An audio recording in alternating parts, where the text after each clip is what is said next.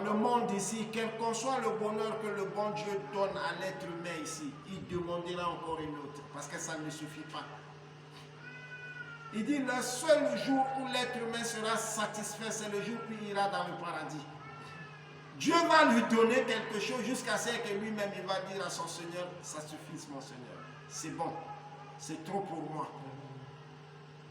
L'être humain dira comme ça dans le paradis, quand le bon Dieu va lui offrir le paradis, il va lui donner tout ce qu'il en avait besoin.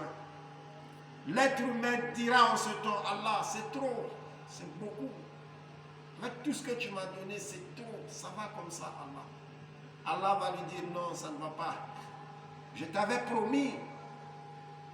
Je t'avais promis. Et quelle est la récompense promise aux êtres humains? Le jour où l'être humain verra Allah dans ses yeux. Les croyants vont voir Allah. Que le bon Dieu nous facilite, que nous soyons parmi les ceux du paradis. Que le bon Dieu nous facilite, nos yeux là puissent voir Allah à l'œil. Que le bon Dieu nous guide. Maintenant, après cela, le bon Dieu dit, après cela, qu'est-ce qui te fait traiter la rétribution de mensonge?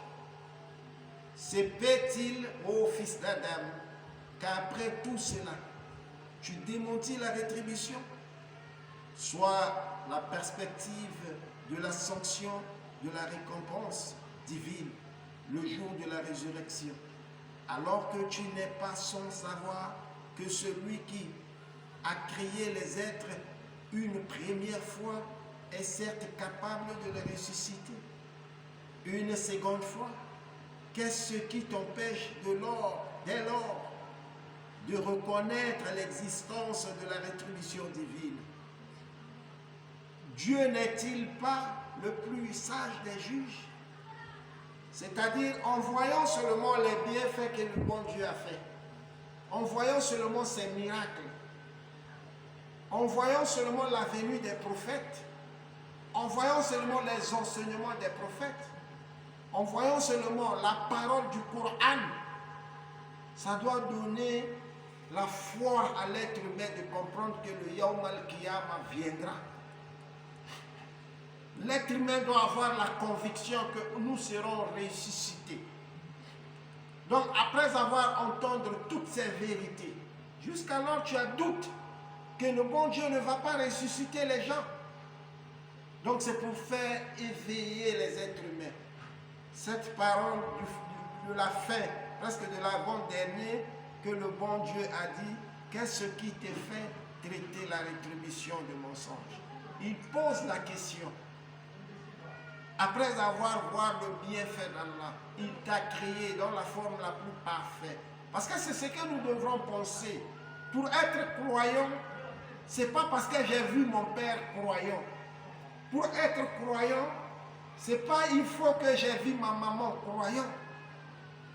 Mais pour être croyant, il faut réfléchir sur le bienfait d'Allah.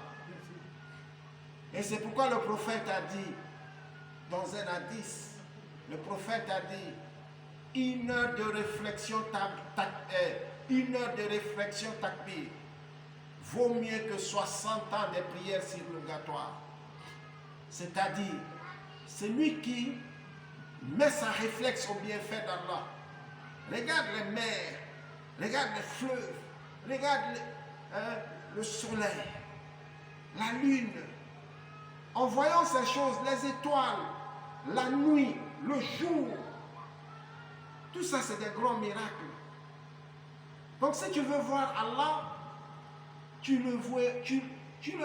vas le voir seulement à travers ses créatures. Donc en voyant tout ça, jusqu'alors tu traites la rétribution de mensonge, jusqu'alors tu ne crois pas que nous serons ressuscités.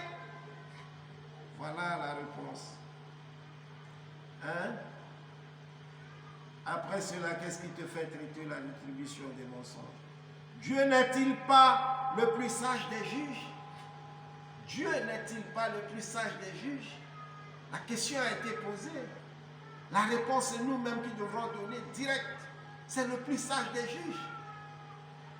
Tu traites la rétribution des mensonges comment? Après